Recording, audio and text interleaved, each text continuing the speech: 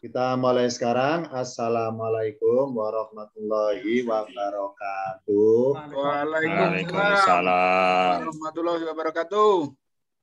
Pada pertemuan kali ini akan kita membahas satu surat, tepatnya dengan nama warahmatullahi wabarakatuh. Dengan nama Suratul Laili atau Surat Al-Lail. Ini saya ambil dari sudut pandang salah satu kitab dari kitab tafsir Sufi. Suratul Laili ini saya tampilkan beberapa ayat di setiap tampilannya karena tidak muat layarnya. Saya baca per kalimat dulu. Suratul Laili artinya surat, Al-Laili artinya malam. Surat dengan nama malam. Bismillahi dengan nama Allah, Ar-Rahmani yang Maha Pengasih, Ar-Rahimi yang Maha Penyayang.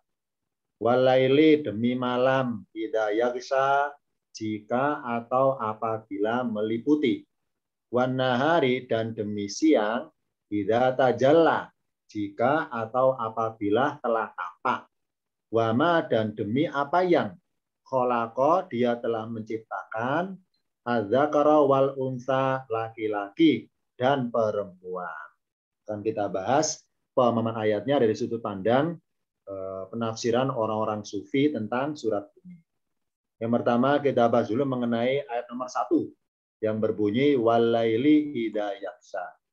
Kita buka tampilan berikutnya. Huruf wawu itu jumlahnya banyak.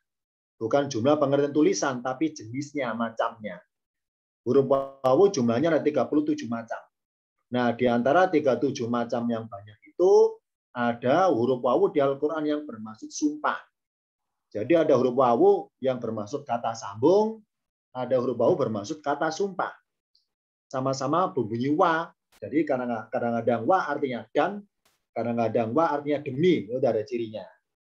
Nah, kalau cirinya wa artinya demi atau bernada sumpah, cirinya adalah huruf wawu ketemu kata benda, namanya isim, ketemu kata benda. Yang tulisan kata benda tersebut, tulisannya berawalan alif lam. Contohnya walaili, ini artinya bukan dan malam, tapi demi malam. Contohnya wal asri, demi masa. Wallahi, demi Allah. Jadi kapan wa artinya dan, kapan wa artinya demi, itu ada cirinya. Jadi cirinya kata berikutnya tulisannya depannya alif lam dan akhirnya kasroh. Walaili tidak walaila, tidak walailu. Harus kasroh. Maka wa artinya demi. Contoh di nomor 1 ini. Walaili demi malam. Cirinya wa artinya demi karena tulisan laili berawalan alif lam dan akhirnya kasroh. Walaili idza yaghsha demi malam apabila meliputi. Sebelum saya lanjutkan tentang rincian per ayatnya, saya berikan info dulu secara umum tentang surat Al-Laili. Surat ini turunnya berkenaan dengan peristiwa tentang orang-orang yang berbuat dermawan. Ya, yang berbuat dermawan. Jadi zamannya Rasul ada orang-orang yang dermawan, misalnya Abu Bakar, misalnya Ali bin Abi Thalib. Ini yang menonjol loh dermawannya. Misalnya para sahabat yang lain yang namanya tidak tersebut. Jadi surat Al-Laili temanya tentang kedermawanan. Ya, tentang kedermawanan temanya secara menyeluruh. Nah, dalam ayat ini atau dalam surat ini tentang kedermawanan, Allah bersumpah ternyata. Karena pakai wawu, wa yang artinya demi. Nah, bersumpahnya dengan memakai sumpah nama waktu, walaili demi malam. Jadi Allah nggak bersumpah pakai kata yang lain. Nggak bersumpah pakai benda misalnya ya wal ka'bati demi Ka'bah misalnya begitu ya. Atau apa benda materi misalnya wad dinari demi dinar misalnya ya. Jadi tentang kedermawanan tapi bersumpahnya pakai sumpah waktu, tidak pakai bersumpah benda materi. Nah, akan kita ungkap di sini. Jadi Allah bersumpahnya pakai nama waktu demi malam, walaili demi malam. Nah, kenapa pakai bersumpah nama waktu? Ini mengisyaratkan bahwa malam adalah alokasi awal waktu. Awal waktu dalam satu hari. Makanya dalam kalender Komariah awal hari itu malam. Misalnya sekarang kan hari Sabtu ya. Nah, hari Sabtu itu kapan berakhir? Nanti setelah asar. Karena ketika masuk sholat maghrib itu sudah masuk memulai awal hari. Awal hari, makanya kalau kita pas Ramadan ya, untuk mengetahui itu nanti malam itu terawih apa enggak kan gitu kan ya. Nah, jadi kalau Anda malam terawih, oh berarti setelah maghrib itu sudah masuk hari besoknya, bulan yang baru. Itu maksudnya ya. Jadi terawih dulu baru besoknya puasa kan ya urutannya. Terawih dulu baru puasa. Kenapa terawih dulu baru besoknya puasa? Karena terawih adalah alokasi malam hari sebagai mengawali waktu dalam satu hari besoknya itu. Sama di sini awal hari adalah malam. Dalam satu hari, awal hari malam, sedangkan akhir hari adalah siang. Lantas apa hubungannya kedermawanan dengan waktu malam? Jadi Allah membahas tentang kedermawanan, tapi bersumpahnya pakai waktu malam. Pakai lafadz laili maksudnya. Apa hubungannya laili dengan kedermawanan? Akan kita ungkap jawabannya pada tampilan berikut. Walaili, demi malam. Wa yang dermawan demi malam gitu. Jadi Allah itu berikan suatu info berupa sumpah. Sumpahnya memakai nama waktu malam demi malam apabila meliputi. Lantas apa hubungannya kedermawanan dengan waktu malam? Jawabannya adalah pada tampilan berikutnya. Sebagaimana malam adalah waktu yang mengawali hari, maka diharapkan amalan kedermawan adalah amalan yang mengawali seluruh aktivitas amalan dalam hari itu. Ini jawabannya. Jadi kenapa kok Allah bersumpah pakai waktu yang namanya malam? Karena malam adalah awal hari. Oh, berarti kalau kita tuh mengawali hari-hari kita diawali dengan menderma, bersedekah misalnya, berinfak misalnya, itu namanya mengawali seluruh aktivitas amalan dalam hari itu. Menyeluruh, ya namanya kan meliputi. Menyeluruh, maksudnya apa? Dengan kita mengawali hari dengan perbuatan mendermakan sesuatu, maka amalan mendermakan itu sudah meliputi seluruh amalan dalam hari itu. Meliputi. Ya, ini apa? Misalnya siang hari kita pengen berbuat buruk, nipu orang, nggak berani. Kenapa? Khawatir tadi amalan mendermakan Allah nggak nerima gara-gara kita bernipu.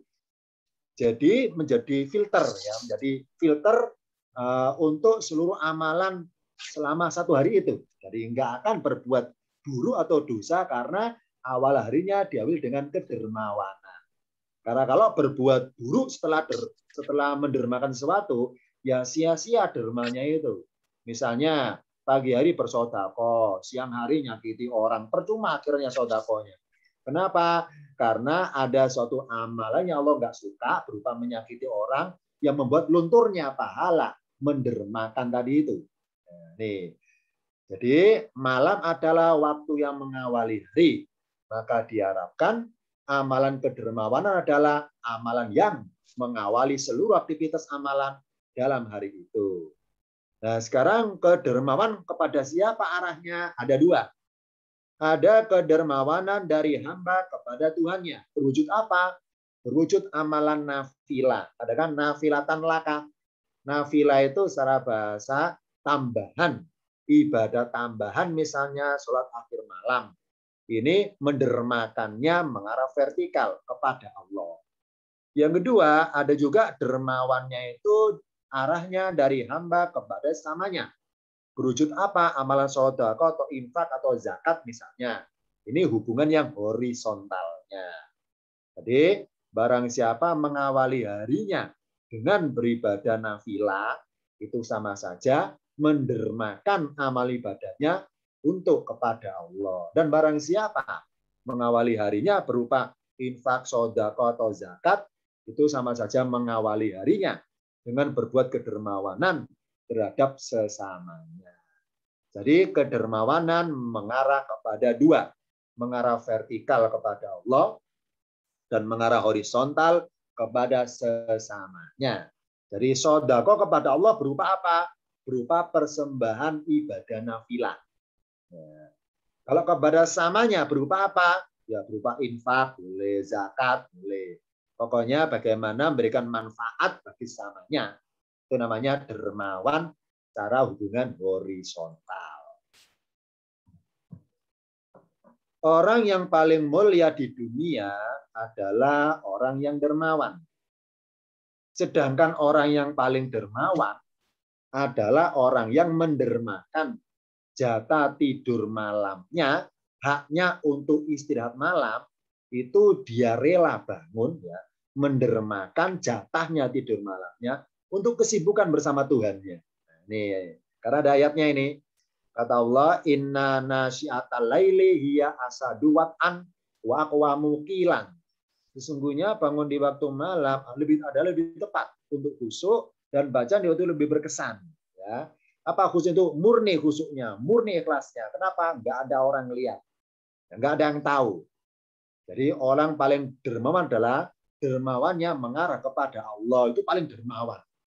Apa? Berupa apa? Berupa mempersembahkan jatah waktu tidur malamnya itu, ya dia pengen mengurangi jatah tidurnya demi pengen tetap dalam kondisi sadar interaksi dengan Tuhannya, entah bercerengama lewat doa, lewat curhatan dan sebagainya. Nih, jadi di dunia paling mulia adalah orang dermawan. Kalau urusan duniawi loh ya, duniawi. Tapi di antara duniawi orang-orang dermawan itu ada yang mendermakan jatah tidur malamnya untuk kesibukan bersama Tuhannya. Ini salah satu ungkapan orang sufi di sini.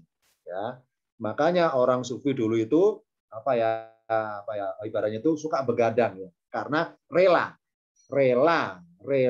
mengurangi haknya istirahat malam demi, ya, menemani atau pengen berteman atau berkumpul bercengkrama berdua dengan Tuhannya.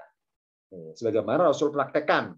Setiap malam Rasul ketika di Mekah di Gua Hiro, dari berangkat menjelang malam, pulang pagi. Seperti itu, malam, pagi, malam. Seperti itu Rasul di Gua Hiro. Di malam, pamit ke Khadijah, malam. Jadi ibaratnya nginepnya di Gua Hiro. Pulang pagi, berangkat malam, pulang pagi. Seperti itu. Ya, ini jadi Rasul mendermakan jatah hak tidur malamnya untuk dipersembahkan kepada Tuhannya berupa amalan ibadah nafilah. Nafilah adalah dermawan kepada Allah. Apa sih nafilah? Ibadah tambahan. Sedangkan dermawan kepada sesamanya yang arahnya datar, sodako. Oh, berarti bersodako adalah kalau pengen dikatakan dermawan, yakni perbuatan kebaikan yang kita lakukan tanpa melihat diri kita dalam perbuatan itu. Jadi ketika nolong orang, jangan merasa kita yang menolong. Ketika membantu orang, jangan merasa kita telah berjasa membantu. Jadi tanpa melihat diri kita dalam perbuatan itu. Merasalah bahwa dititipi Allah sifat maha penolong untuk dipraktekkan kepada sesamanya. Orang jatuh saya tolong. Hakikatnya Allah nolong orang itu. Cuma lewat tangan saya. Jadi yang perlu disyukuri adalah bersyukurlah dipilih Allah, dipakai sebagai alatnya, atau diikut sertakan dalam perbuatan Tuhan. Ini apa? Menolong orang itu. Berarti hakikatnya kalau kita sudah selesai nolong orang, hakikatnya loh ya, sebetulnya nggak pantas minta balasan pahala, nggak pantas sebetulnya. Kenapa? Karena kita hanya sebagai alat saja oleh Allah dipakai nolong orang itu. Bukan murni itu jeripaya kita nolong dia, bukan murni dari kita sendiri. Jadi yang perlu disikapi adalah ketika barusan nolong orang, pertama adalah bersyukur, alhamdulillah Allah, terima kasih Engkau telah menggerakkan hati saya untuk simpati kepada dia, untuk kasihan kepada dia, untuk peduli pada dia. Terima kasih Engkau telah menitipkan sifat kebaikanmu kepada saya untuk saya praktekkan terhadap dia, menolong dia dan sebagainya. Kesana bersyukurnya tanpa bayangan minta imbalan apapun, tanpa membayangkan ke sana. Karena apa? Karena bicara mengenai pahala sudah otomatis. Ya. Karena otomatis nggak usah dipermasalahkan, nggak usah diragukan, nggak usah ditagih-tagih maksudnya ya. Allah nggak akan lengah dengan janjinya. Jadi hakikatnya itu barang siapa setelah berkebaikan, kemudian nuntut kepada Allah supaya diberi pahala, minta pahala, itu kayaknya kesannya adalah, dalam kutip ya, kesannya itu ngingetin Tuhan. Nah, supaya nggak lupa, supaya nggak lengah ini ke sana. Ini sudut pandang orang sufi itu ke sana. Makanya mereka itu ketika berdoa lebih banyak doanya muatan bersyukur daripada minta balasan berupa pahala. Malu, minta tuh malu. Kenapa? Karena sudah dijamin otomatis. Ya. Karena otomatis berpahala, maka nggak usah dituntut mintanya itu. Nggak usah ditagih-tagih Allahnya. Sebagaimana misalnya ya, misalnya barang siapa bersedekah maka Allah siapkan surga. Nah, karena sudah pasti dapat surga, maka nggak perlu minta, nggak masalah. Nggak usah menuntut maksudnya. Nggak usah bilang-bilang, ya Allah, semoga amalan saya nolong dia itu, engkau balas usaha saya berupa surga. Itu kesannya mengingatkan Allah, barangkali Allah lengah, atau Allah lupa dengan janjinya. Itu kesannya. Nah, jadi dalam sudut pandang orang sufi itu ketika mereka berbuat kebaikan selesai, itu pikirannya nggak nuntut balasan pahala. Tapi pikiran adalah bersyukur karena digerakkan oleh Allah hatinya menjadi orang baik. Itu nikmat paling berharga itu. Jadi orang baik tanpa tendensi apapun, tanpa pamrih apapun. Berikutnya, wa minal laili, dan dari sebagian malam, fatahajat bihi nafilatan laka. Kalau perkataan nafilatan laka, fatahajat maka bertajudlah kamu Muhammad bi dengannya, nafilatan laka sebagai ibadah tambahan laka bagimu. Secara bahasa nafilah adalah amal ibadah sholat tambahan dari yang diwajibkan. Ya, jadi wajibnya cuma 5. Barang siapa pengen nambah-nambahi di luar 5, malam-malam kok maunya berdiri untuk nafilatan, itu namanya berarti yang bersangkutan sedang dermawan, ya, mensodakohkan jatah istirahat tidur malamnya demi mengamalkan ibadat tambahan-tambahan itu. Arti kasarnya, maaf ya, dalam suatu pekerjaan, barang siapa kok kerjanya kok maunya bekerja di luar jam kerja, berarti kan jam lembur kan ya, sama di sini. Rasul loh kok maunya ibadah malam hari, tidurnya sebentar loh kok maunya. Oh berarti bersedia ngelembur. Lembur apa? Lembur ibadah kepada Allah. Ini namanya nafilatan. Jadi bekerja ngelembur di luar jam kerja. Di luar yang 5 waktu kok maunya mengerjakan sholat yang lain, apalagi di malam hari, itu nilainya tinggi. Kenapa? Karena lemburnya malam. Jadi kalau istirahat, dia nggak istirahat. Namanya nafilatan. Apa nafilatan? Ibadah tambahan. Walaili idza yaksa, demi malam apabila meliputi.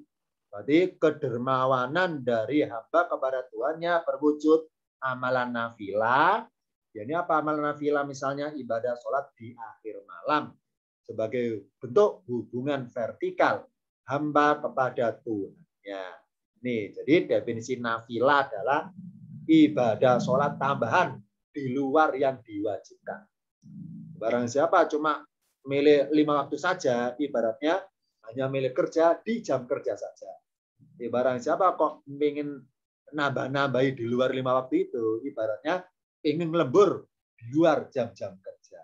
Nih, lembur dalam pengertian menambah alokasi waktu ibadah dibanding alokasi waktu untuk yang lainnya. Ini pengertian nafilatan. Sekarang kita bahas mengenai laili dan nahari dibandingkan. Walaili idza yaksa wa nahari idza tajalla. Walaili demi malam idza yaksa apabila meliputi. Wa nahari dan demi siang idza tajalla apabila telah tampak. Ini saya garisi biru-biru dua-duanya karena bermaksud waktu. Laili malam, nahari siang. Yaksha meliputi atau terselubung, kasarnya terselubung, tajalla tampak atau kelihatan. Kenapa Allah pakai kata-kata malam dan siang? Malam adalah sebagai waktu. Sebagai waktu Allah berikan sumpah dengan waktu demi kedermawanan di awal hari, yakni malam. Berupa apa? Amalan yang tersembunyi dari penglihatan orang. Gak ada yang tahu, semuanya lagi tidur. Dia ibadah nafilah. Itu namanya Allah bersumpah demi awal hari bagi orang dermawan yang amalannya tersembunyi dari penglihatan orang. Yagsha apa? Meliputi, alias terselubung. Terselubung, meliputi. Jadi amalannya diliputi oleh suasana malam, jadi nggak kelihatan. Warna hari dan siang, demi amalan orang dermawan di akhir hari. Siang adalah akhir hari, yang tentunya kelihatan orang. Apa? Tajala, tampak kelihatan orang. Nah, ini. Jadi secara makna filosofinya, kenapa Allah pakai dua nama waktu, laili wan nahari? Laili sebagai isyarat amalan kedermawanan di awal hari. Kalau nahari siang sebagai isyarat amalan kedermawanan di akhir hari. Nah, karena siang otomatis kelihatan orang. Oh, berarti orang kalau dermawan, maksudnya apa? Bersodako sembunyi-sembunyi maupun kelihatan, itu enggak pengaruh bagi dia. Enggak pengaruh. Maksudnya apa? Enggak ada orang tetap ikhlasnya. Tetap murni ikhlasnya. Karena barang siapa ketika berdermawan itu tersembunyi, ikhlasnya mutu, maka dipastikan ketika kelihatan orang tetap ikhlas. Tetap ikhlas. Tapi sebaliknya, barang siapa enggak suka, ya, enggak suka dermawan tersembunyi, sukanya kelihatan terus, oh berarti tentunya tidak ikhlas. Karena ngekernya itu pengen siang saja, pengen tajalla, pengen ketika kelihatan orang, pengen tampak kamera ibaratnya, pengen disorot oleh kamera dan sebagainya. Ini contohnya. Jadi Allah ngasih perbandingan di sini. Demi malam, awal hari orang tersembunyi dalam mendermakan amalannya. Karena yaksa meliputi berarti terselubung. Amalan terselubung oleh waktu yang gelap itu tidak kelihatan. Wana hari demi siang, demi akhir hari dalam mendermakan. Yang tajalla, yang tampak kelihatan orang. Malam siang secara simbolis. Malam amalan tersembunyi, siang amalan yang kelihatan. Sekarang dirangkaikan 3 sekaligus. Walaili demi malam, ida yaksa apabila meliputi. Wanahari dan demi siang, ida tajalla apabila telah tampak. Wama kholaqa dan apa yang dia telah ciptakan. Adzakara wal unsa, laki-laki dan perempuan. Nah, kalau yang garis biru, laili pasangannya nahari. Ya, ini apa? Alokasi waktunya mendermakan. Yaksha dan tajalla adalah sepasang caranya mendermakan. Ada orang mendermakan hartanya dengan cara terliput sesuatu, terselubung alias nggak ketahuan, nggak tampak. Ada yang tajalla, ada yang tampak kelihatan orang.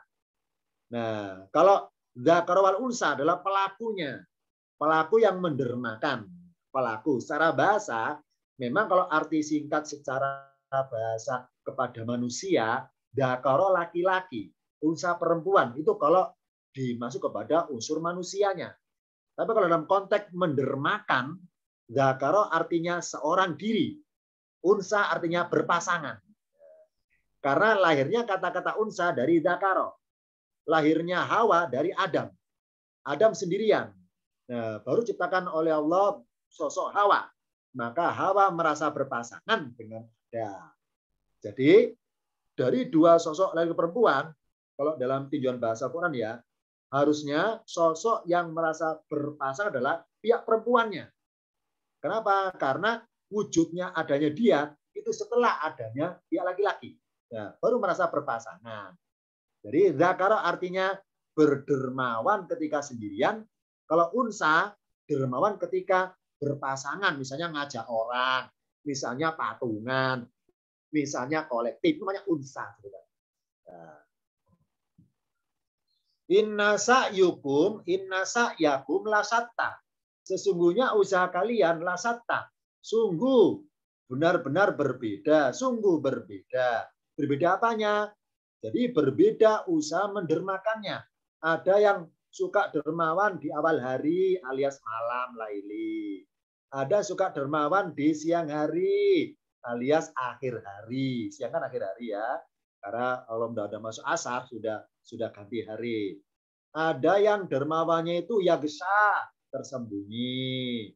Ada dermawannya itu tajalla, terang-terangan. Ada dermawannya itu zakaro, ketika sendirian.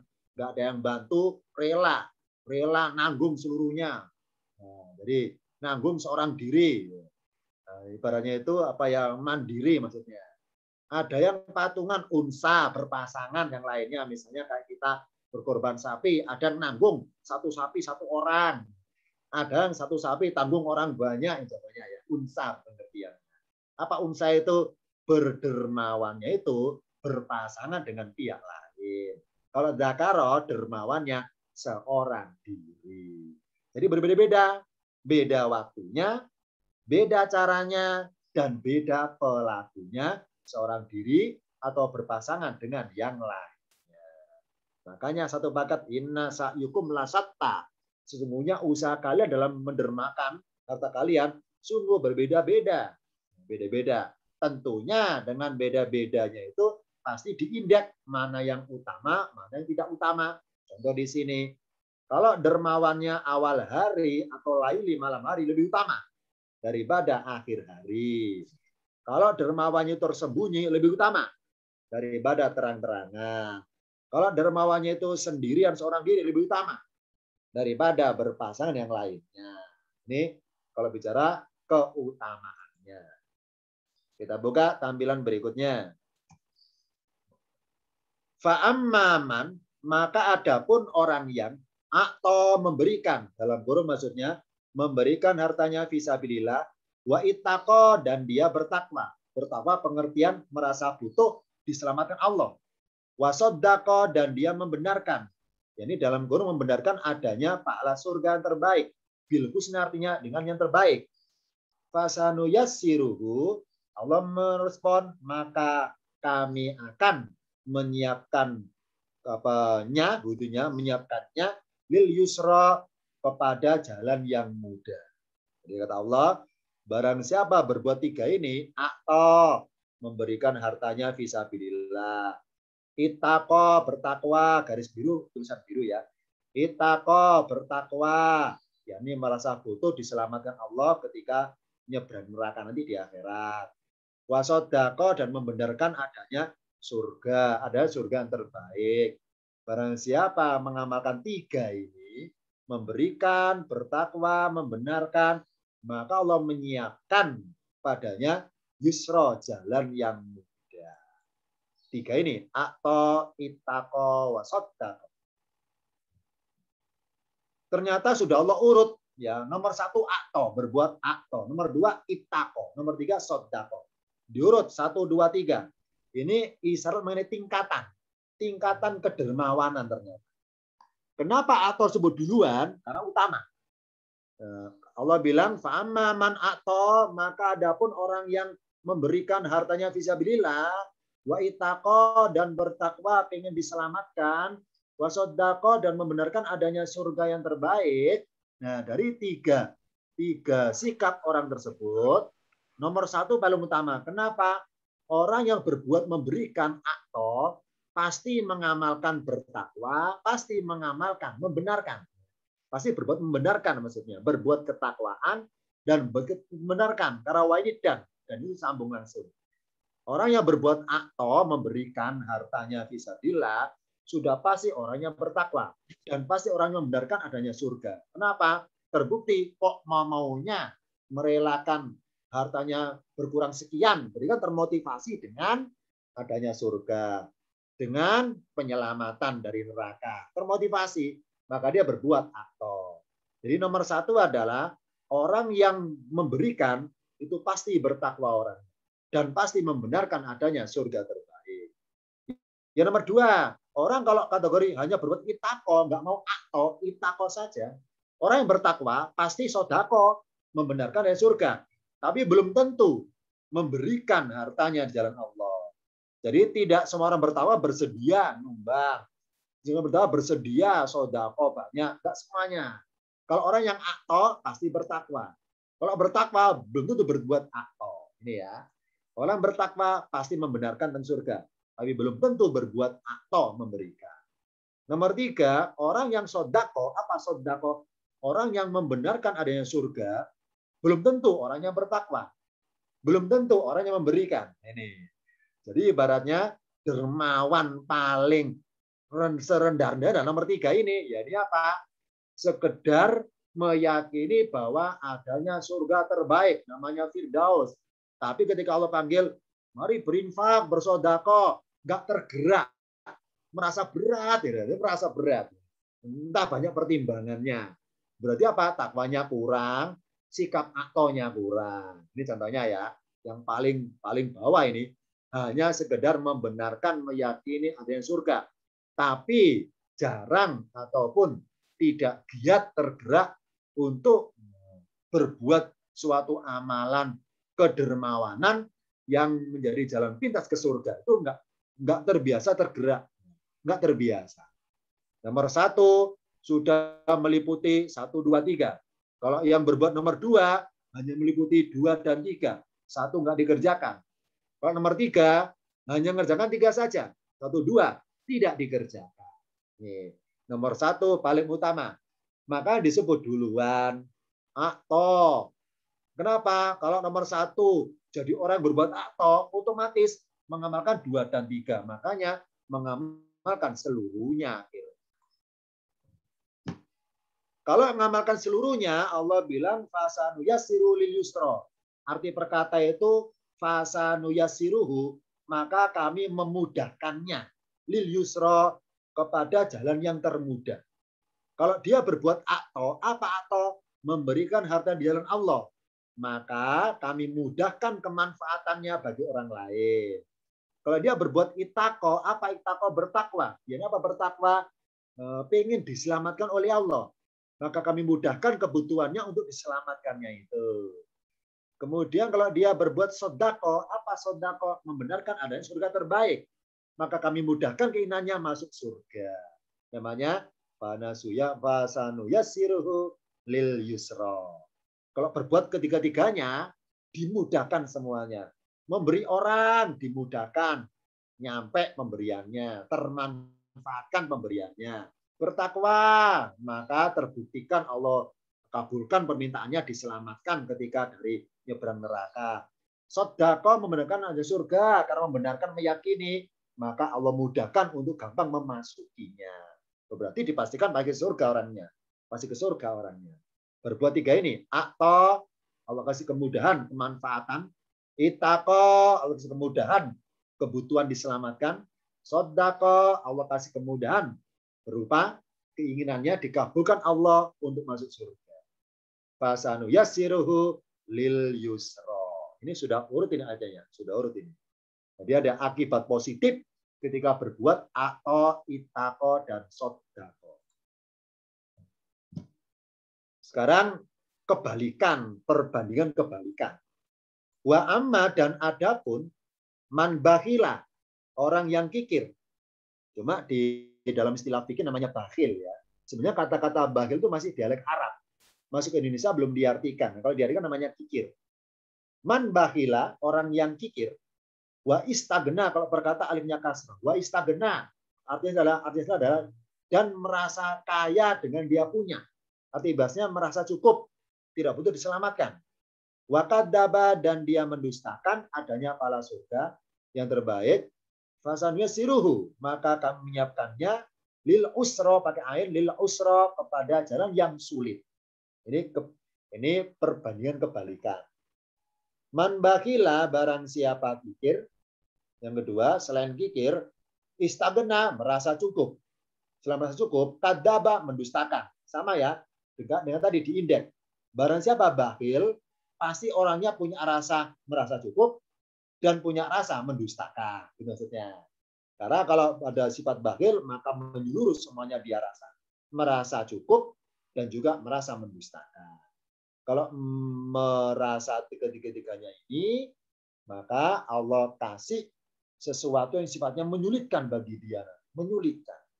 Karena dalam ini perbandingan, kedermawanan adalah lawan kata dari kekikiran. Bakhila itu lawan kata dari yang tadi. Akto, apa akto? Memberikan atau mendermakan.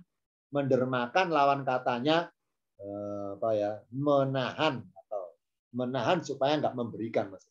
Bakhil atau kikir. Jadi dermawan lawan katanya kikir. Kedermawanan lawan kata kekikiran. Ini perbandingan tentang kekikiran dibanding dengan kedermawanan. 3 sifat bertentangan, betul memang, betul ini. Wa amaman bakila, dan adapun orang yang kikir lawan katanya ya orang atau suka memberi, derma, mendermakan. Yang kedua, istagna, merasa cukup. Apa cukup itu? Merasa dirinya itu pasti mampu melewati segala ujian, mampu melewati nyebrapi neraka, merasa mampu dengan kekuatan diri. Itu kebalikan dengan orang takwa. Takwa itu merasa rendah diri depan Tuhan, merasa hina, merasa butuh pertolongan. Jadi ada unsur fakirnya, butuh pertolongan, butuh diselamatkan. Kalau istagna nggak butuh. Contoh sederhananya istagna ini misalnya ya, misalnya barang siapa punya ilmu, ya, misalnya ya, saya punya ilmu tentang akuntansi. Besok adalah ujian akuntansi.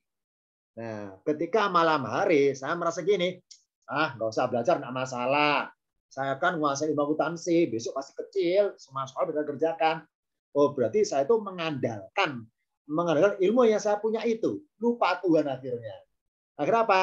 Karena merasa cukup dengan ilmu yang saya punya, terus saya nggak butuh berdoa akhirnya. Saya nggak berdoa minta pada Allah supaya dimudahkan, nggak doa. Jadi mengandalkan merasa cukup dengan kepintarannya itu. Karena apa? Besok Allah buat usro. Apa? Lil usro. Allah buat sulit mengerjakannya. Dibuat lupa rumusnya.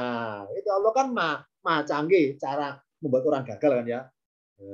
Jadi perhitungannya meleset ya. Malam hari saya nggak usah belajar. Saya sudah menguasai akuntansi. Besok ujian, pasti kecil. Saya akan menguasai. Jadi saya nggak berdoa, nggak minta pada Allah petunjuk, nggak minta kemudahan, mengandalkan kekuatan diri, maka besoknya Allah bilang lil usro. Fasadasiruhu lil usro. Allah buat sulit besoknya. Kenapa? Karena lupa Tuhan, merasa istagna. Allah buat lupa rumusnya. Saya dibuat lupa, atau saya dibuat supaya mengerjakan soal jadi ngantuk, nggak konsen, atau Allah buat supaya pikiran saya keluar dari ruangan kelas itu, biar mikir yang lainnya, nggak konsen, sebagainya. Ini istagna ya. Jadi termasuk kikir. Apa kikir? Nggak butuh diselamatkan oleh Allah. Nggak butuh ditolong. Merasa istagna, kaya dengan ilmunya, kaya dengan materinya. Kebalikan dari itako, merasa fakir. Meskipun sudah punya ilmu, tetap berdoa, ya Allah, semoga Engkau ingatkan ketika saya mengerjakan soal akuntansi besok. Ingatkanlah, mudahkanlah apa yang saya lupa rumusnya. Jadi masih butuh Tuhan, butuh petunjuk. Butuh bimbingan kalau orang bertakwa. Kalau istagna enggak butuh. Ini contohnya. Wa kadzdzaba bil husna. Orang kalau mendustakan tentang husna, apa sih husna? Surga yang terbaik. Nah, itu kebalikan dari sodako. Apa sodako? Membenarkan adanya surga terbaik. Nah, ketika mengalami 3 ini, atau ittaqo husna, Allah kasih kemudahan sebagaimana dia harapkan. Contohnya, ketika berbuat atau memberikan orang lain, apa pengennya motivasinya? Oh, pengen supaya itu sukses acaranya. Maka Allah kasih yusro, kemudahan suksesnya acara itu. Gitu maksudnya. Karena barang siapa sodako membenarkan ada surga dan termotivasi ingin masuk ke sana, Allah mudahkan. Semoga nanti di akhirat mudah masuk ke surga tersebut. Jadi kebalikan keadaan ini. Kalau yang kanan adalah akibat buruknya, Allah kasih kesulitan. Kalau sebelah kiri akibat positifnya, baiknya, Allah kasih yusro, kemudahan. Jadi kikir yang paling sederhana adalah kikir masalah ilmu. Jadi merasa punya ilmu, kemudian ketika mengerjakan suatu tugas, mengandalkan ilmunya itu, tanpa pakai bismillah mengerjakan tugasnya, tanpa berdoa apapun, lupa Tuhan, mengandalkan hebatnya itu, dirinya dia, maka namanya istagna. Maka sebetulnya Allah buat dia jadi kesulitan. Entah setelah selesai mengerjakannya, mengalami apa supaya menjadi bermasalah hasil kerjaannya itu. Berdasarkan ilmu yang diandalkannya itu. Jadi usro, jadi kesulitan. Ini contohnya. Benar ini contoh dari tampilan dari ini. 3 sifat bertentangan. Benar, sifat kikir adalah bertentangan dengan sifat dermawan. Sifat istagna merasa cukup bertentangan dengan sikap ketakwaan yang merasa butuh. Sifat kadzaba mendustakan, bertentangan dengan sifat membenarkan adanya surga. Maka akibat kalau mengerjakan hal yang sebelah kanan ini, yang buruk ini, akan dapat kesulitan. Entah ketika duniawi maupun di akhirat. Sedangkan yang sebelah kiri dapat yusro, kemudahan. Di dunia maupun di akhirat. Ini sepasang-sepasang nomor 1, 2, 3. Pasangan dengan yang kiri. 1, 2, dan 3 juga. Berikutnya. Wama yugni anhu maluhu tidak taroda. Wama dan tidaklah dalam kurung bermanfaat maluhu hartanya. Yugni anhu untuk menebus siksaannya di neraka nanti. Tidak taroda apabila dia binasa. Inna alaina sesungguhnya dalam kurung kewajiban atas kami Allah, lal huda untuk memberikan hidayah. Wa inna dan sesungguhnya lana milik kamilah al akhirata, yakni alam yang akhir dalam kurung akhirat, wal ula dan alam yang pertama. Ula itu pertama. Dalam istilah haji ada yang namanya jumroh, melempar jumroh, ula wusto, masih ingat ya, ula itu pertama, ula. Jadi dalam konteksnya masalah kedermawanan, Allah nggak nyebut kata-kata dunia. Kan biasanya segandeng ya, akhirat fit dunya wal akhirah, al akhirata wa dunya. Ternyata kata-kata dunia Allah samarkan kata-kata ula. Wa innalana lal akhirata wal ula, nggak berbunyi wa dunya. Biasanya kata-kata akhirat gandengannya dunia. Ya, ini biasanya. Ada hikmahnya. Kenapa kata dunia Allah samarkan menjadi ula? Apa ularnya pertama? Apa pertama? Mengawali maksudnya. Mengawali. Sebagaimana malam, malam adalah mengawali hari. Nah, dunia adalah mengawali alam akhirat. Jadi hakikatnya kita itu sebenarnya kita adalah mati ini. Dunia adalah tempatnya, kata Rasul, dunia dzulmatun. Dunia itu tempat kegelapan. Ya. Kapan kita itu terang benderang? Nanti setelah mati. Ya. Kapan kita hidup hakikat sebenarnya? Nanti setelah mati. Jadi kematian adalah, kematian fisik loh ya, secara roh dicabut. Kematian adalah itu langkah awal pertama manusia mengawali hidup yang sebenarnya. Sebetulnya. Kalau kita sekarang ini, betul kita jasad hidup, itu hidup secara fisik jasad. Tapi hakikatnya kita itu belum hidup. Belum hidup yang sebenarnya maksudnya. Kita masih ula. Apa ula? Masih di awal-awal kehidupan. Belum masuk kehidupan yang sesungguhnya. Berarti barang siapa meninggal, itu ibaratnya sudah melangkahkan kakinya masuk ke kehidupan yang sebenarnya. Kenapa? Karena alokasi waktu lebih lama, lebih kekal. Dunia terbatas. Ya. Dunia akan fana. Apa fana artinya? Lebur, hancur, lebur. Dunia itu akan fana. Sedangkan akhir itu bako. Kalau bilang baka, alam baka. Apa bako? Bako artinya selama-lamanya. Ya. Berarti makanya dalam konteksnya dermawan adalah barang siapa ketika ula di awal-awal alam sudah terbiasa dermawan, maka ketika masuk alam kubur, alam akhirat, akan nyaman dia, dapat kemudahan yusro. Jadi Allah nggak menonjolkan kata dunia, tapi unsur urutan hidupnya. Urutan hidupnya manusia adalah ulang. Jadi mengawali langkah pertama dulu. Kalau langkah pertama itu ternyata buruk, maka masuk akhirat buruk seterusnya. Gitu maksudnya. Dan sebaliknya, maaf ya, contoh aja.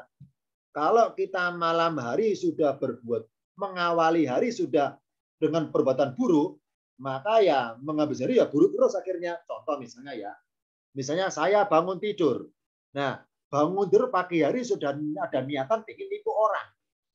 Nah, ketika saya bangun tidur pagi hari sudah mengawali dengan pikiran negatif, menipu orang, maka seluruh hari saya sampai maghrib itu akan buruk semuanya.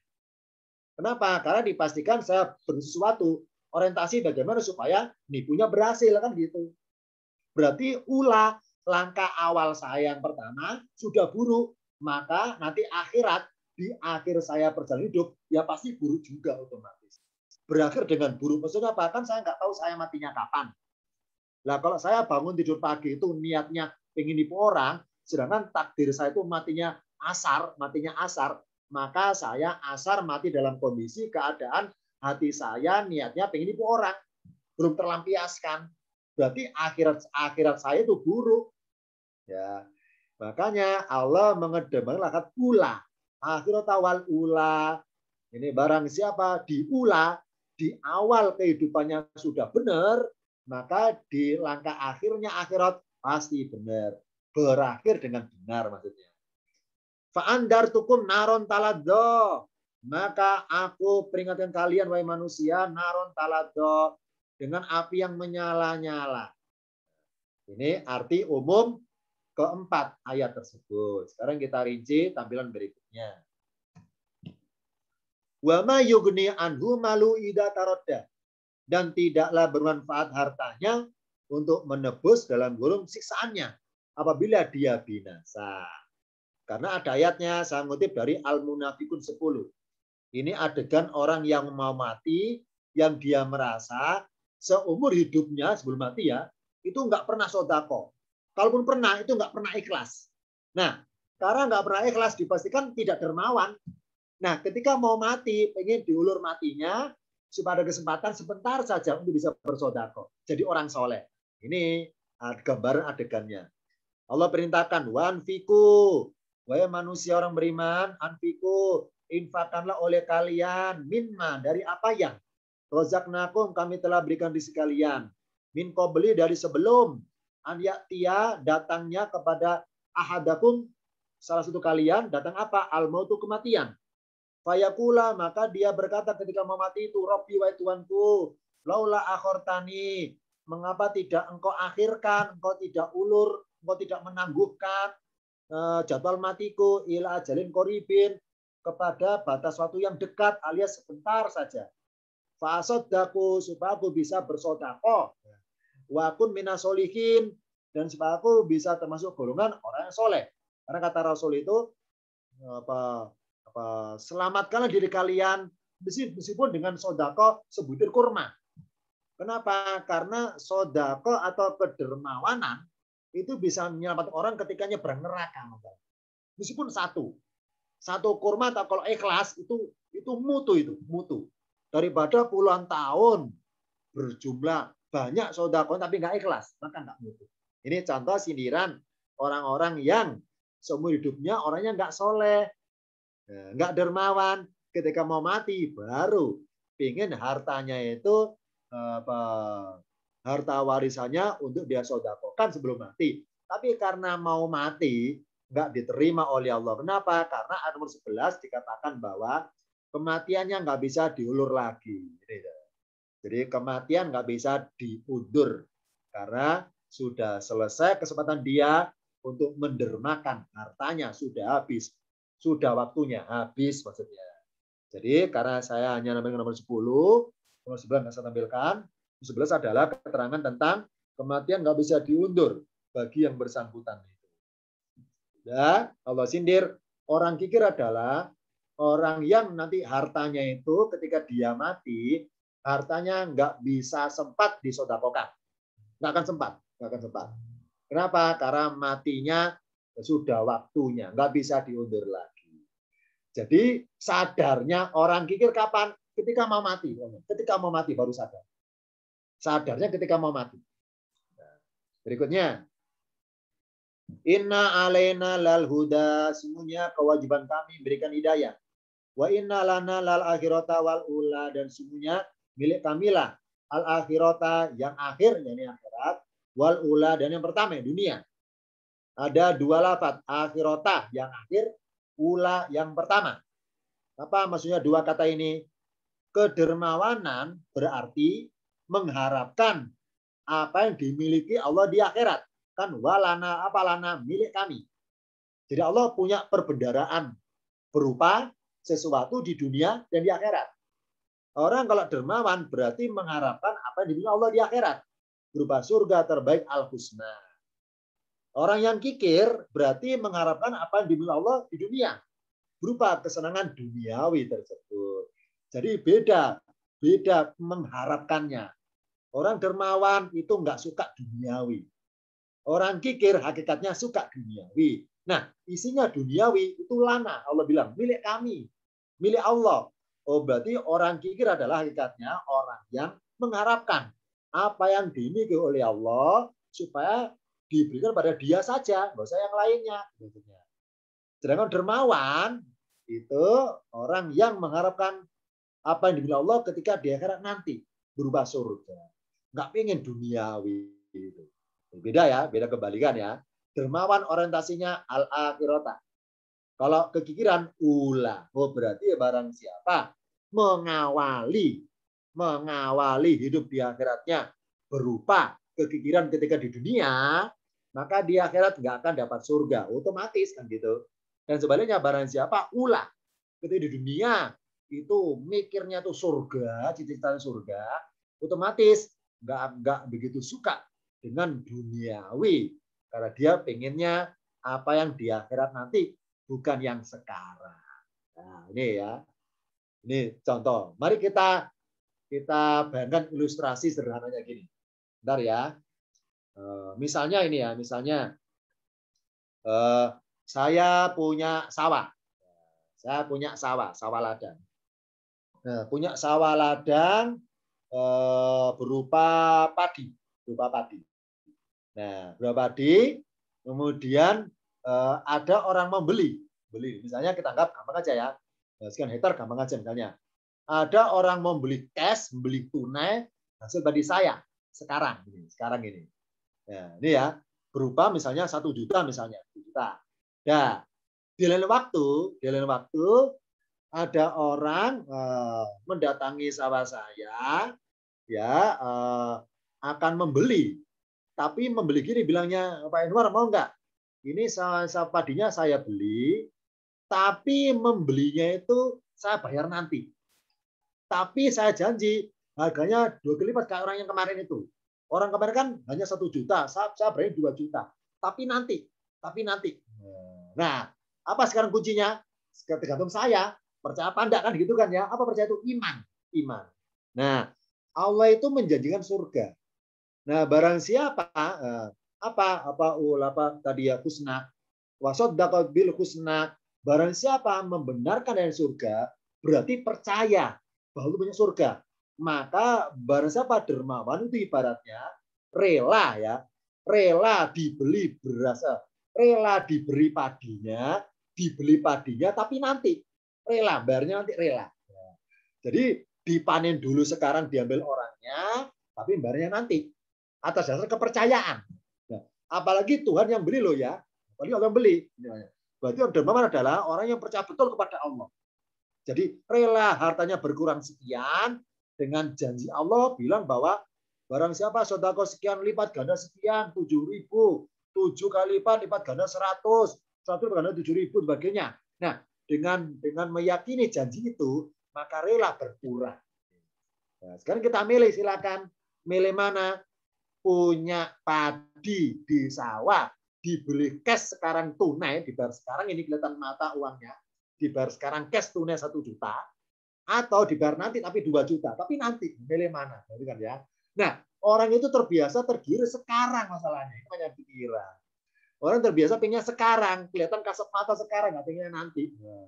Nah, inilah salah satu contoh beda dermawan sama kikir. Jadi mereka orang kikir adalah orang yang mengharapkan milik Allah yang di dunia itu, yang sekarang ternyata depan mata itu kelihatan jelas.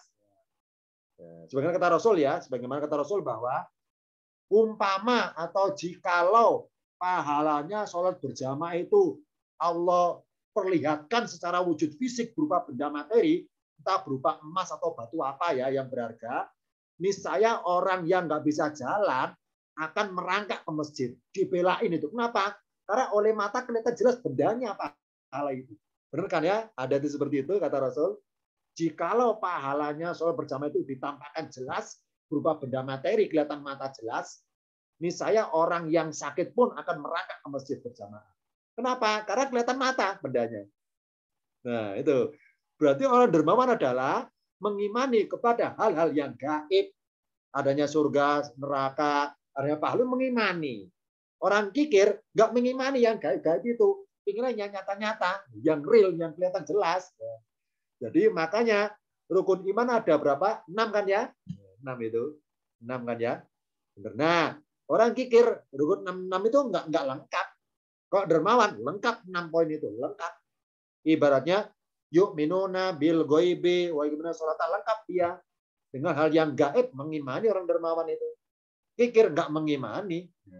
Namanya gaib kan enggak kelihatan mata. Ini contohnya ya. Jadi ini ilustrasi sederhananya. Jadi orang itu lebih suka merasakan keuntungan sekarang di dunia daripada untungnya nanti di akhirat. Karena kelihatan kasat mata sekarang ada. Ya ini contoh aja ya. Jadi dengan istilah tadi masalah sawah tadi. Orang bersedia beli sawah saya 1 juta sekarang cash. Orang lain nawarkan, saya beli 2 juta tapi nanti bayarnya. Mau enggak? Kalau saya percaya orang itu, saya milih yang 2 juta kalau percaya. Kalau orang loh ya, berhubung ini Allah yang menjanjikan, maka harus yakin karena Allah Tuhan. Tuhan masalahnya. Nggak mungkin nggak mungkin mengingkari. Kalau manusia bisa menipu, bisa mengingkari. Kalau Tuhan kan tidak. Ini contohnya. Berarti orang dermawan itu yakinnya betul kepada itu, yakin betul. Nggak ragu lagi. Nggak ragu lagi. Nah, ini bedanya ada isyarat akhirata wal ula. Fa'andartukum naron talado, maka aku beri peringatan kalian naron talado dengan api yang menyala-nyala. Kenapa Allah kasih peringatan berupa api nyala-nyala? Karena rutenya ke surga adalah nyeberangi neraka. Ya, semua manusia tanpa kecuali pasti nyebrang neraka. Orang dermawan, orang yang yang kikir itu sama-sama nanti yang menyeberangi genangan api neraka. Menyeberangi sama-sama menyeberangi. Cuma bedanya kalau yang dermawan karena itaqo butuh diselamatkan, ya Allah selamatkan. Kan itaqo di dunia bertakwa butuh. Kalau yang kikir karena istagna merasa cukup dirinya bisa hebat, bisa nyebrang sendiri, nggak perlu diselamatkan, ya Allah nggak menyelamatkan.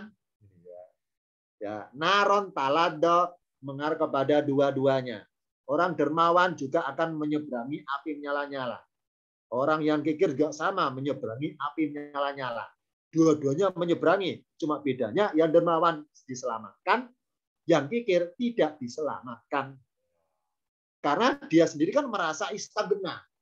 Merasa jadi kesannya nantang Tuhan. Ya Allah, meskipun kau beri saya berupa rintangan apapun, saya mampu melewatinya. Termasuk rintangan berupa api neraka. Saya mampu meloncatinya, gitu kasarnya. Saya mampu menyeberanginya sendiri, nggak butuh Bismillah, nggak butuh selamatkan, gitu kasarnya. Jadi karena nggak butuh, ya Allah turuti berupa apa? Tidak menyelamatkan orang kikir itu. Sedangkan orang dermawan karena takwanya butuh, ya Allah buktikan penyelamatan bagi dirinya. Rutenya ke surga adalah nyeberangi neraka. Orang dermawan selamat ketika menyeberang, orang kikir akan terbakar ketika menyeberang. La yaslaha illal asqa. La yaslaha itu neraka. La yaslaha tidaklah memasuki neraka, masukinya illa melainkan kecuali asqa, orang yang paling celaka. Siapa yang paling celaka? Alladzi kadzaba, yakni orang yang mendustakan kebenaran, wa tawalla dan berpaling dalam kurung dari keimanannya itu. Fasayujan nabuha, dan kami akan jauhkannya dari neraka. Siapa? Al-atqa, orang yang paling bertakwa. Siapa? Yani alladzi yu'ti malahu yatazakka. Orang paling takwa adalah orang yang memberikan hartanya, malahu hartanya untuk yatazakka, untuk membersihkannya. Membersihkan apanya? Nah, ini orang dermawan berarti membersihkan diri dari rasa memiliki kebendaan dan dari rasa mencintai kebendaan. Ini dermawan. Orang yang paling takwa adalah atqo, itu paling takwa. Kalau itaqo hanya bertakwa, kalau atqo paling takwa. Orang paling takwa adalah orang yang yu'ti malahu, memberikan hartanya pada pihak lain dengan tujuan yatazakka, pengen bersih-bersih diri. Nah, dibersihkan apanya? Rasa memiliki benda itu. Jadi merasa dititipi Allah, nggak merasa diberi Allah. Kalau masih diberi, berarti merasa memiliki. Kalau masih dititipi, berarti menyampaikan. Infak adalah menyampaikan. Sedekah itu menyampaikan titipan Allah. Jadi membersihkan diri dari rasa memiliki. kebendaan itu di tangannya dan membersihkan diri dari rasa mencintai kebendaan itu. Jadi apapun yang hilang lupa dari tangan, nggak terlalu menyesal, nggak ada penyesalan, nggak ada menyalahkan kenyataan. Jadi apa yang luput di tangan itu bukan sesuatu yang menyedihkan bagi dia, biasa. Ibaratnya apa, megang sama nggak megang biasa. Makanya ada salah satu ungkapan orang-orang kuno itu seperti ini. Mereka bilang seperti ini. Janganlah kita heran melihat orang yang memasukkan tangannya ke dalam saku bajunya, terus dia bisa mengeluarkan benda-benda dari sakunya itu. Jangan heran. Kak orang sulap kan, sulap bilang, ini Pak ya kotaknya kosong. Diambil ada burungnya, diambil keluar kain, diambil keluar pita-pita. Kita kan heran kan, orang heran karena tadi kotaknya kosong. Ketika dimasukkan tangannya, keluarlah burung, keluarlah pita, keluarlah kain. Nah, orang sufi kasih pengertian janganlah heran melihat orang yang ketika memasukkan tangannya ke dalam saku, terus dia bisa mengeluarkan benda-benda pun dari sakunya itu. Jangan heran. Tapi heranlah kepada orang yang ketika dia meraba sakunya, ternyata bendanya hilang, itu perasaannya nggak merubah sikap kepada Allah, itu baru hebat orangnya. Contohnya, dari rumah sudah menaruh uang 10.000 dalam sakunya. Ketika mau beli, masih meraba, loh hilang ya. Nah, ketika diraba saja sudah nggak merasa ada uangnya, ketika hilang ya, itu dia nggak merubah sikap kepada Allah, nggak benci Allah, nggak benci kenyataan, masih meraba belum dimasukkan, terus dia tabahnya kuat, sabarnya kuat, itu baru harus kita herankan. Jadi heranlah kalian melihat orang yang ketika tangannya meraba sakunya ternyata nggak ada apa-apa, yang mulanya ada apa-apa menjadi nggak ada apa-apa, ternyata hatinya nggak merubah sikap kepada Allah, tetap imannya kuat, itu baru kita herankan. Ya. Kalau yang tadi sakunya kosong, dimasuki tangan keluar uangnya, orang heran kayak sulapan. Ya.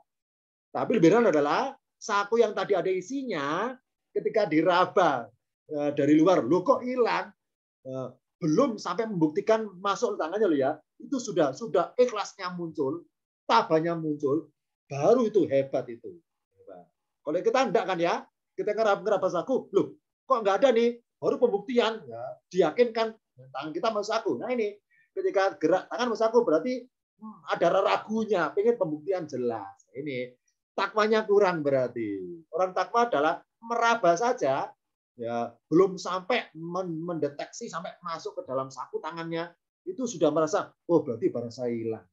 Nah ini ketika merasa hilang itu, sikap pada waktu itu nggak berubah, berarti hebat takwanya.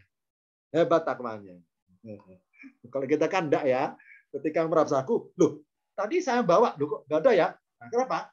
Pembuktian, dibuktikan, dibuka sakunya sampai ke pojok-pojoknya. Ini itu takwanya kurang. Kenapa? Karena ketika meraba itu merasa hilang, kemudian ada tindak lanjut membuktikan sampai ke dalam itu, takwanya kurang. Ini kalau orang sufi adalah meraba saja sudah cukup, nggak perlu pembuktian. Sebagaimana orang-orang mengimani Muhammad sebagai Rasul, nggak perlu pembuktian ngelihat Rasul wujud orangnya. Dengan info dari Al-Quran sudah cukup meyakini Muhammad Rasul. Nggak perlu hadir pada waktu itu. Ini berarti lebih hebat imannya daripada imannya orang zamannya Rasul yang melihat Rasul langsung jelas di lapangan. Pembukti dia seorang Rasul itu nggak seberapa dibanding imannya orang-orang zaman sekarang yang nggak pernah lihat Muhammad. Lu kok maunya mengimani Muhammad, berarti hebat itu. Tanpa pembuktian. Tanpa pembuktian secara kasat mata ngelihat wajahnya Rasul Muhammad. Berarti hebat itu. Ya. Sedangkan zaman di Madinah, orang Yahudi kan lihat wajah Rasul. Jelas lihat orangnya. Lu kok nggak mengimani? Alangkah disayangkan ya. Melihat bukti kerasulan langsung itu loh. nggak mengimani, alangkah disayangkan. Berarti hebatnya iman-iman kita. Kita nggak pernah melihat Nabi Muhammad. Kita tuh mengimani hanya berdasarkan katanya-katanya. Kata siapa? Kata Allah di Al-Quran. Ya. Karena Allah itu kita yakini Tuhan yang benar, berarti nggak ragu lagi dengan yakinnya itu. Berarti hebat iman kita dibanding imannya zaman dulu.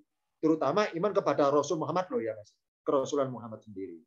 Jadi di sini orang dermawan adalah orang yang membersihkan diri dari rasa memiliki kebendaan dan rasa mencintai kebendaan. Wa ma li ahadin indau min nikmatin tujza.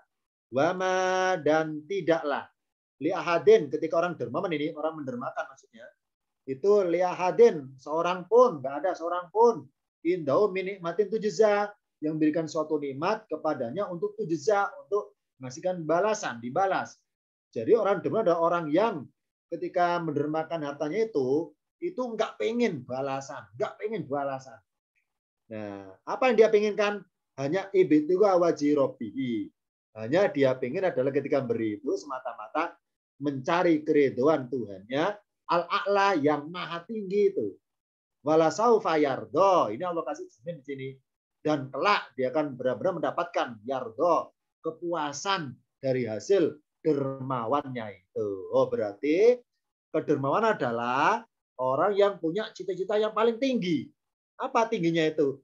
Ingin kepuasan lahiriah berupa apa? Interaksi, ketemu yang punya surga, ketemu Allah. Dan kepuasan batiniah apa? Merindukan dengan Tuhannya. Jadi kematian bukan sudah menakutkan, tapi merindukan. Makanya ketika maaf ya, mendengar orang berita meninggal, kita iri. Ya Allah, kenapa kok enggak saya yang kau panggil duluan? Kenapa kok enggak saya? Karena itu sangat merindukanmu ya Allah. Jadi kematian suatu fase tahapan, pengen segera ketemu Tuhannya. Itu kalau motivasi hidupnya adalah rindu Tuhannya loh ya, rindu.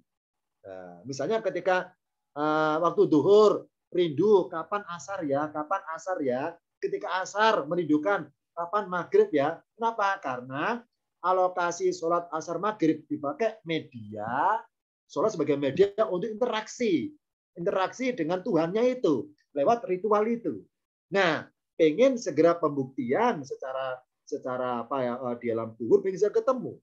Karena barang saya matinya itu husnul khotimah, syahid, langsung ketemu Tuhannya, rohnya diterima di sia langsung. Nih, makanya ketika Rasul mau meninggal ya, itu ketika Aisyah tanya, "Ya Rasul, apa yang kau inginkan?" Rasul bilang, Rasul berdoa, "Ya Allah, pertemukanlah aku dengan kekasihku yang paling tinggi." Rasul nggak bilang, "Ya Allah, segeralah beraku denganmu," nggak gitu. Tapi disampaikan dengan kata-kata kekasihku yang paling tinggi. Ya Allah, pertemukan aku dengan kekasihku yang paling tinggi. Oh, berarti ketika Rasul meninggal itu puncak-puncak kerinduannya. Puncak kerinduannya. Nah, karena Aisyah bilang ternyata Rasul itu pengen ninggalin kita karena rindu dengan Tuhannya, gitu ya. Seperti itu. Ini contohnya. Berarti orang dermawan adalah orang yang punya cita-cita paling tinggi dibanding yang lainnya. Apa tingginya cita-cita? Pengen ketemu Tuhannya. Secara lahiriah, kasat mata melihat jelas wujud Tuhannya. Secara batiniah, pelampiasan rindunya itu tersampaikan. Tersampaikan. Ini ya. Ini cita-cita paling tinggi adalah cita-cita pengen ketemu Allah. Itu paling tinggi itu. Nah, terapinya adalah berbuat kedermawan. Nah, karena nikmat surga paling tinggi bukan surganya, tapi bisa bertemu yang punya surga. Itu paling tinggi nikmat.